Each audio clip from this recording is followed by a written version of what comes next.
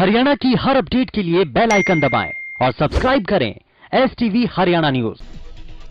प्रदेश में कोरोना के आंकड़ों में एक बार फिर बढ़ोतरी दर्ज की गई। पिछले 24 घंटे में 1283 नए मामलों की पुष्टि की गई। इसी के साथ प्रदेश में कोरोना मरीजों की संख्या पहुंची 1,37,000 के पार। सिरसा में कृषि कानूनों के खिलाफ आज किसान फिर धरना प्रदर्शन करेंगे। धरने के लिए पुलिस प्रशासन और किसानों में सहमति बनी। प्रशासन ने किसानों को धरने के लिए जगह मुहैया करवाई।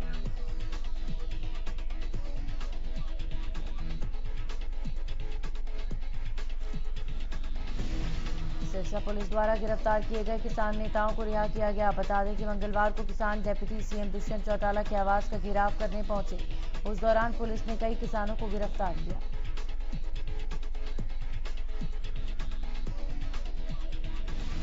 सोना की अनाज मंडी में पिछले एक सप्ताह से फसल खरीद की जा रही है। अन्य मंडियों की अपेक्षा सोना में अब तक सबसे कम खरीद की गई। एक सप्ताह में सोना की अनाज मंडी में 210 किसानों की फसल ही खरीदी गई।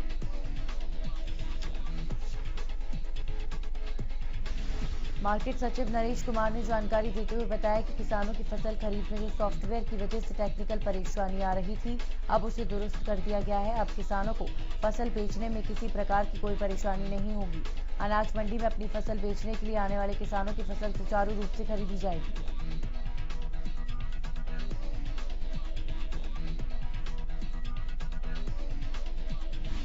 फरीदाबाद में नगर निगम के जेई सुमेर सिंह की गुंडागर्दी के खिलाफ आज फरीदाबाद के सभी पत्रकार धरने पर बैठेंगे। नगर निगम के सामने धरने पर बैठकर पत्रकार जेई सुमेर सिंह के खिलाफ कार्रवाई की मांग करेंगे। इसके साथ ही पत्रकारों का दल पुलिस कमिश्नर से मुलाकात करके उन्हें जेई के खिलाफ शिकायत भी देंगे। आपको बता दें कि बुधवार को जेई सुमेर सिंह अपनी टीम के साथ भांकरी डबुआ रोड पर अवैध निर्माण में तोड़फोड़ करने पहुंचे थे।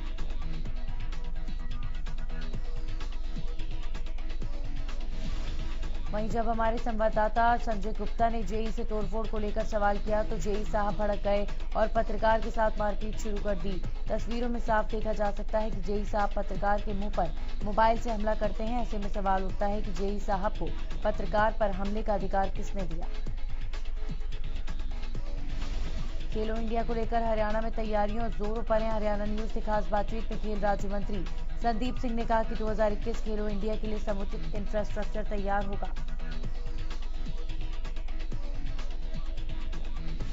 प्रदेश में होम आइसोलेशन में रहने वाले कोरोना वायरस मरीजों के घर के बाहर अब पोस्टर नहीं लगाए जाएंगे।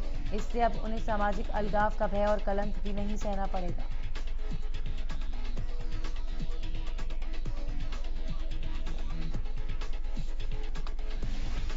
महामारी के भय को कम करने की दिशा में हरियाणा स्वास्थ्य सेवा महानिदेशक की ओर से जारी पत्र में इस बात की पुष्टि की गई। राज्य के सभी सिविल सर्जन को जारी पत्र के अनुसार राज्य भर में अब होम आइसोलेशन में रखे मरीजों और होम आइसोलेशन किए गए लोगों के घर के बाहर किसी भी प्रकार के पोस्टर, इश्तेहार या पैम्फलेट नहीं चस्पा किया जाएगा।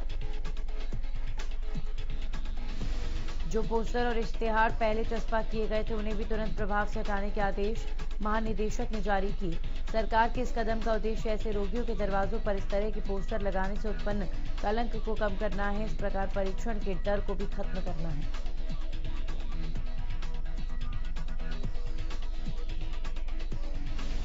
रोहतक में बीजेपी ने जिला स्तरीय बैठक का आयोजन किया। बैठक में बीजेपी के प्रदेश अध्यक्ष ओपी धनखड़ ने शिरकत की। मीडिया से बातचीत के दौरान ओपी धनखड़ ने कहा कि कृषि कानून पर कांग्रेस भ्रम फैलाने का काम कर रही है।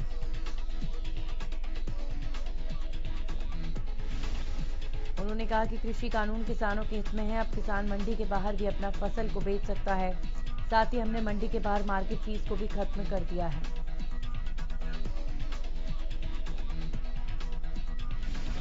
वहीं उन्होंने बताया कि सरकार ठेका प्रथा में भी नियम कानून लेकर आई है जिससे किसी तरह की मनमानी को खत्म किया जाए।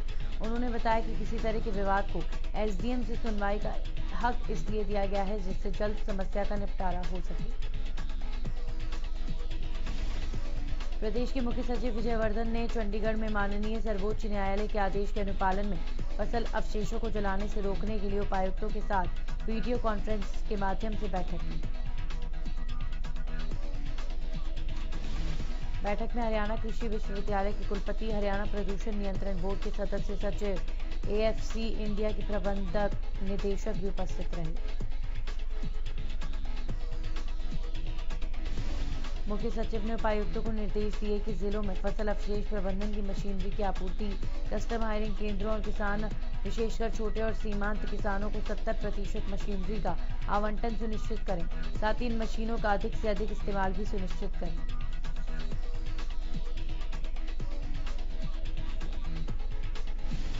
इसके अलावा बेल्स की खपत के लिए औद्योगिक इकाइयों और गौशाला के साथ संपर्क स्थापित किया जाए। उन्होंने उपायुक्तों को इन सभी गतिविधियों की रिपोर्ट 3 दिनों के अंदर मुख्यालय भेजने के भी निर्देश दिए। उन्होंने कहा कि प्रत्येक सरपंच ग्राम सभा की बैठक आयोजित करें और वो ग्राम सभा में पराली नहीं जलाने का प्रस्ताव पारित करें।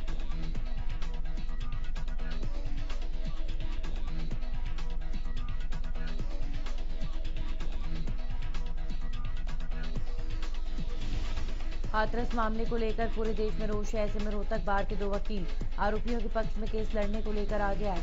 दोनों ही वकीलों ने हाथरस जाकर आरोपियों के परिजनों से भी मुलाकात की और उनके पक्ष में केस लड़ने की बात कही, जबकि हाथरस बार के वकीलों द्वारा आरोपियों का केस न लड़ने से मना करने के बाद दोनों वकीलों ने आरोपियों का केस लड़ने का निर्णय लिया है।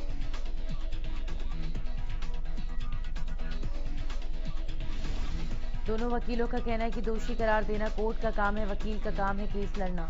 ये दोनों वकील हमेशा गैंगरेप केस के आरोपियों के पक्ष में केस लड़ते हैं। रोहतक की नेपाली युवती के साथ निर्भया जैसी हैवानियत करने वाले आरोपियों का केस भी उन्होंने लड़ा था और रोहतक कोर्ट ने सभी 7 आरोपियों को दोषी मानते हुए फांसी की सजा सुनाई थी।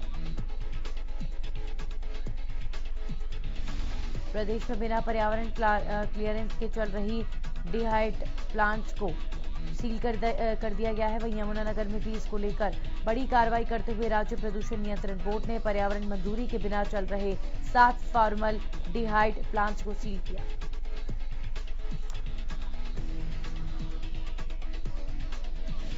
नोटिफिकेशन के तहत इन प्लांट्स को चलाने के लिए उन्हें पर्यावरण मंजूरी लेनी होती है, जो कि इन यूनिट्स ने नहीं ली, इसलिए इन्हें सील कर दिया गया। इसी के साथ विभाग इन सभी यूनिट्स के खिलाफ कुरुक्षेत्र की पर्यावरण कोर्ट में मामला भी दर्ज करेगा। साथ ही जुर्माने का भी आकलन किया जा रहा है।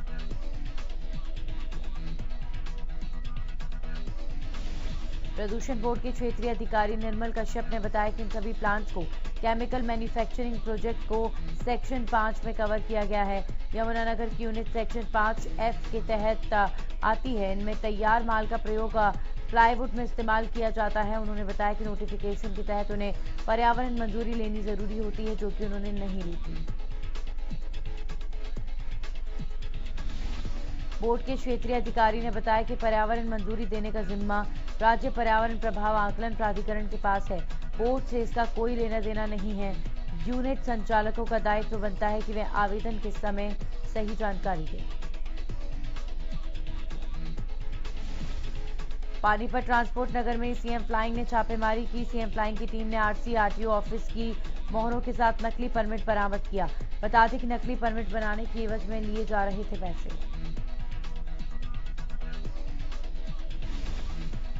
कोरोना महामारी के चलते जहां पूरा विश्व से पार पाने की कोशिश में लगा हुआ है, वहीं फतेहाबाद के कुछ गांव ऐसे भी हैं जहां पर ग्राम पंचायतों को कोरोना का खौफ नहीं है।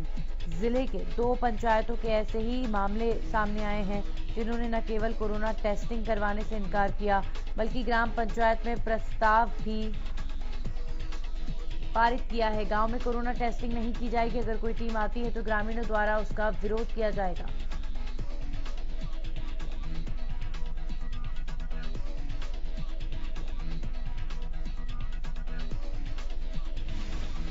पलवल में क्षेत्रीय विवाद और बधाइयां मांगने को लेकर हुए झगड़े में जांच के लिए शहर थाना बुलाए गए 2 किन्नर गुट आपस में भिड़ गए। इस दौरान थाने में किन्नरों ने जमकर मारपीट हुई और पुलिस मूक दर्शक बनकर तमाशबीन देखती रही।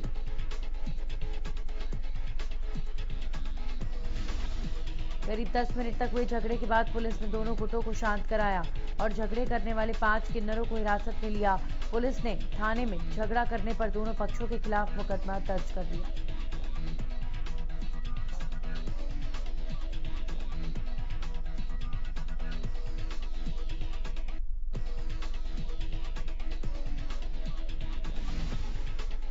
वैश्विक महामारी कोरोना का कहर अभी थमा नहीं है। गुरुग्राम जिला प्रशासन के सामने प्रदूषण नियंत्रण की बड़ी चुनौती भी सामने आने वाली है और इस चुनौती से निपटने के लिए प्रदूषण विभाग के अधिकारियों ने गुरुग्राम के कई विभागों के अधिकारियों के साथ मिलकर एक्शन प्लान तैयार किया है।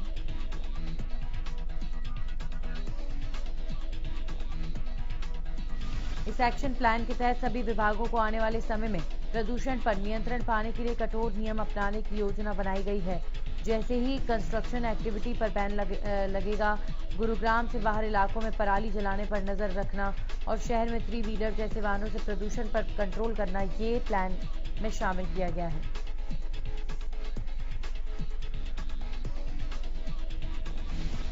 प्रदूषण विभाग के अधिकारियों का कहना है कि गुरुग्राम में 18 ऐसे स्थानों को चिन्हित किया गया है जो कि हॉटस्पॉट है और इन स्थानों पर विशेष तौर से निगरानी रखी जाएगी।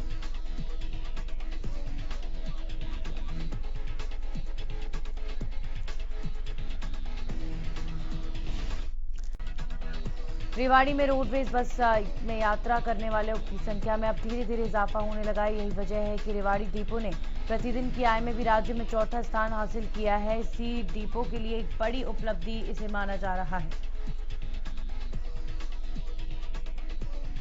वैसे तो रेवाड़ी में ट्रेन सुविधा भी काफी सही है, लेकिन इन दिनों ट्रेन रूट बंद है, जिसके चलते यात्रियों के पास शहरों तक जाने के लिए बस ही एकमात्र साधन है, जिससे रेवाड़ी रोडवेज बसों में यात्रियों की संख्या ज्यादा मिल रही है।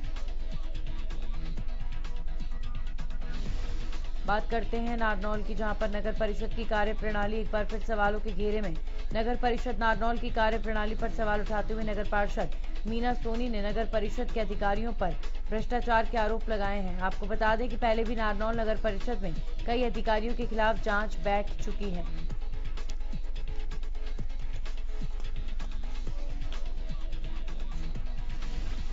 पार्षद मीना सोनी की माने तो जो छलक नदी निर्माण चल रहा था, उसमें नगर परिषद ने बिना उनके संज्ञान में मामला लाए उनके अधिकारों का हनन करते हुए बिना साइन के उसके ठेकेदार का लगभग 2 करोड़ रुपए का बिल पास करवा दिया। मीना सोनी ने शिकायत पत्र में नगर परिषद के अधिकारियों को इसकी जांच की मांग की है।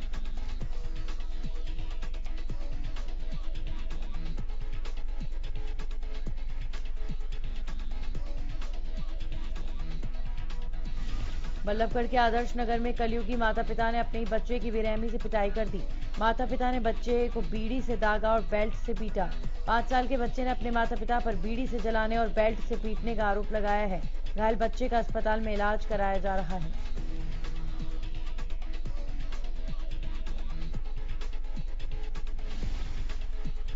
वहीं बच्चे के नाना की शिकायत पर पुलिस ने मामला दर्ज कर दोनों आरोपियों को गिरफ्तार किया। पुलिस की माने तो आदर्श नगर थाने के तहत आने वाली सुभाष कॉलोनी में पति पत्नी अपने बच्चों के साथ रहते हैं। दोनों की ही दूसरी शादी हुई है। महिला ने अपने पहले पति के 5 साल के बच्चे को अपने पास रखा हुआ था, लेकिन उसे प्रताड़ित कर रही थी। लंबे समय से कोसली में हो रहे अवैध निर्माण कार्य थमने का नाम नहीं ले रहे। इसी कड़ी में कोसली के नया गांव मोड़ पर नायब तहसीलदार की मौजूदगी में डीटीपी विभाग ने 6 अवैध दुकानों पर कार्रवाई करते हुए पीला पंजा चलाकर उन्हें ध्वस्त कर दिया, जिससे भूमाफिया में हड़कंप मचा हुआ है। डीटीपी की माने तो इन अवैध निर्माण करने वालों को कई दिन पहले नोटिस जारी कर दिए गए थे।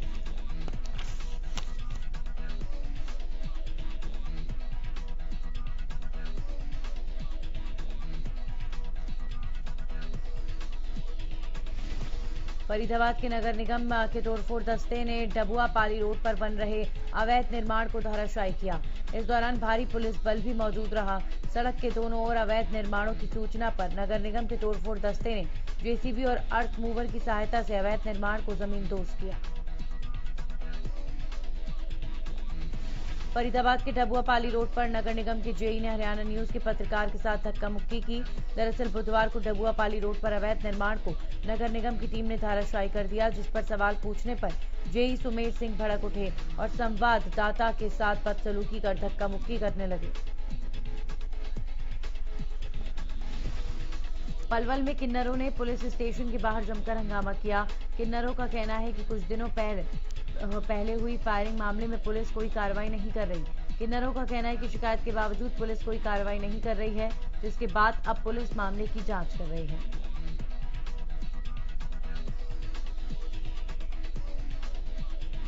बीती 2 अक्टूबर को रादौर के गांव खजूरी के पास आवर्धन नहर में कूदकर आत्महत्या करने वाले गांव तिगरा के युवक आमिर की मौत मामले में नया मोड़ आया है। दरअसल मृतक युवक के परिजनों ने जब आमिर का मोबाइल फोन चेक किया तो उसमें आमिर ने मौत से पहले एक वीडियो बनाकर अपनी मौत के लिए खजूरी निवासी एक व्यक्ति पर उकसाने का आरोप लगाया था, जिसके बाद परिजन इंसाफ की मांग को लेकर थाना जटलाना में पहुंचे और पूरी घटना की एक शिकायत पुलिस को सौंपी। गुरुग्राम के सेक्टर 39 थाना क्षेत्र में पुलिस और बदमाशों के बीच मुठभेड़ हुई। इस दौरान 3 कुख्यात बदमाश घायल हो गए, जबकि 2 पुलिसकर्मियों को भी चोटें आई हैं। तीनों बदमाशों के पैरों में गोली लगने के बाद उन्हें सोहना के सेक्टर 39 स्थित नागरिक अस्पताल में भर्ती कराया है।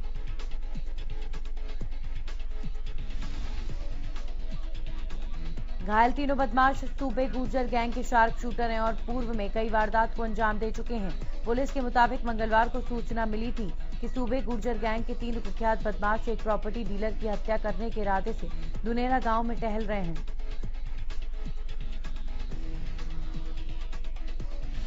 सूचना के आधार पर तत्काल एक स्पेशल टीम गठित कर बदमाशों के पीछे लगा दी गई। पुलिस ने बदमाशों की तलाश के लिए नंगली रोड पर वाहनों की चेकिंग शुरू कर दी। इसी दौरान एक बिना नंबर वाली बाइक सवार 3 युवक आते दिखे।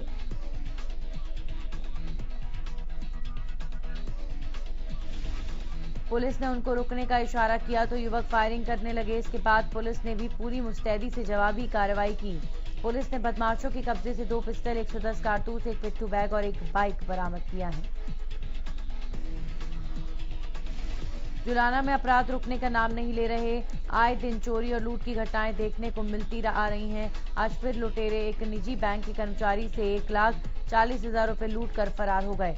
बताया जा रहा है कि निजी बैंक के कर्मचारी गांव-गांव जाकर लोन की किस्तों की वसूली करते हैं, जिनसे लूट की वारदातों को अंजाम दिया गया।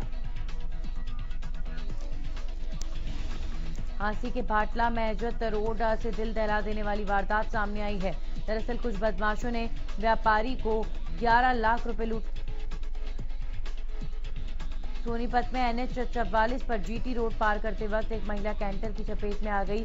महिला की एक्सीडेंट में दर्दनाक मौत हो गई। वारदात के बाद कैंटर चालक कैंटर छोड़कर मौके से फरार हो गया। वहीं पुलिस ने शव पोस्टमार्टम के लिए भेज दिया है और आगे की कार्रवाई में जुट गई है।